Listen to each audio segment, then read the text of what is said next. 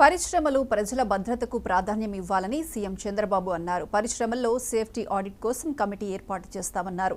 Red category పరిశ్రమలు భద్రతా ప్రమాణాలు ఖచ్చితంగా పాటించాలని కోరారు. పరిశ్రమల అనుబంధ శాఖలన్నీ ఉమ్మడిగా పనిచేయాలని, అన్ని శాఖలు ఒకేసారి తనిఖీలు నిర్వహించాలని అన్నారు.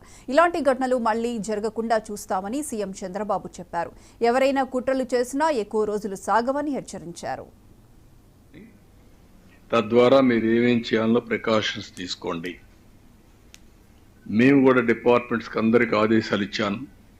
రేపు మళ్ళీ ఒకసారి గట్టిగా కూడా ఆదేశాలు ఇస్తాం ఆల్ డిపార్ట్మెంట్స్కి. ఇప్పటికే ఇంత మునుపంతా కూడా కొన్ని తీసుకొచ్చాం. ఎన్ఫోర్స్మెంట్ ఏజెన్సీస్ అన్ని ఒక కామన్ ప్లాట్ఫామ్ మీద తీసుకొచ్చాం. ఎవరి పాటికి వాళ్ళు పోయి ఇండస్ట్రీస్ అంతా కూడా ఎవ్రీడే పోయి గొడవ చేయడం కంటే either pollution control board or labor or boilers, factories, legal metrology, వీళ్ళు 5 కూడా కంబైన్డ్గా వెళ్ళి ఇంకా కొన్ని ఏజెన్సీస్ ఉన్నాయి రెడ్ కేటగిరీ ఇండస్ట్రీస్కి. వీటికి వీళ్ళందరూ కూడా కంబైన్డ్గా వెళ్ళాలి, టీమ్గా వెళ్ళాలి. అది కూడా సిస్టమ్ డ్రివన్ సెలెక్షన్ వీళ్ళు చేయడానికి వీలు లేదు. ఆ రోజు మేము పెట్టింది అవి కూడా అనలైజ్ చేయమన్నారు ఇండస్ట్రీస్ మినిస్టర్ సెక్రటరీని. ఒక సిస్టంలోనే వస్తుంది, ఎవరు అడిగే పని లేదు. వాళ్ళు పోయి చెక్ చేస్తారు.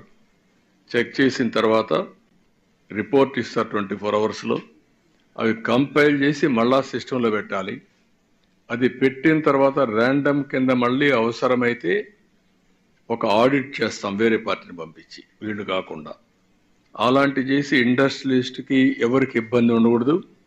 అదే సమయంలో వీళ్ళు ఎక్కువ డబ్బులు సంపాదించాలి అనే ఉద్దేశంతో అసలు సేఫ్టీ మెషర్స్ ఫాలో కాకపోతే మాత్రం చాలా ప్రమాదం వస్తుంది.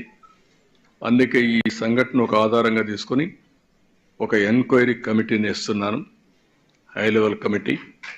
They will go through total scrutiny. ఈ ఇండస్ట్రీలో ఏమేం జరిగింది, ఏమేమి ల్యాప్సెస్ ఉన్నాయి. ఈరోజు నేను చూశాను ఇండస్ట్రీలో ఉండే అవకతవకలు కూడా, వాళ్ళకుండే ఇబ్బందులు కూడా. ఒకతను ఇండస్ట్రీ పెట్టాడు, అతనికి ఉండే ఆర్థిక ఇబ్బందుల్లో కానీ వాళ్ళకుండే దీంట్లో ఇంకొక పార్ట్నర్ తెచ్చుకున్నారు. ఆ పార్ట్నర్ వచ్చి ఇప్పుడు మనం చూస్తే ఇద్దరు ఫస్ట్ యాదగిరెడ్డి పెట్టాడు, తర్వాత డక్కన్ క్రానికల్స్ వచ్చారు, డక్కన్ కెమికల్స్ వచ్చారు. డక్కన్ కెమికల్ వచ్చిన ఇద్దరిలో గొడవలు వచ్చాయి. వాళ్ళ గొడవలు కూడా దీనికి రిఫ్లెక్ట్ అయ్యే పరిస్థితి వచ్చింది. ఈరోజు ఇంత సీరియస్ ఇష్యూ జరిగిన తర్వాత, ఇంతమంది చనిపోయిన తర్వాత ప్రమోటర్ ఎవరైతే ఫ్యాక్టరీ పెట్టాడో ఈ should have come. That is his responsibility, fundamental duty. రాకుండా ఎక్కువ ప్లాంట్ మేనేజర్కి అప్పచెప్పేసి వెళ్ళిపోయే పరిస్థితికి వచ్చాడు. ఇంతవరకు మా అడ్మినిస్ట్రేషన్ కూడా టచ్ దగ్గర రాలేదు. అది కరెక్ట్ అప్రోచ్ కాదు.